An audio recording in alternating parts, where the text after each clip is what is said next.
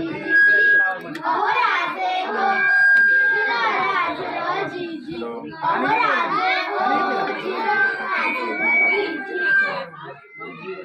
कोंढाण्यासारखा एक बळकट किल्ला मुघलांच्या हद्दीला ठेवलेला नाही त्यातली अस्मिता आहे प्रणाम केला मातेला आमंत्रण दिले सर्वांना सर्व उडे लागले कामाला शेर मामा होते दिला एवढे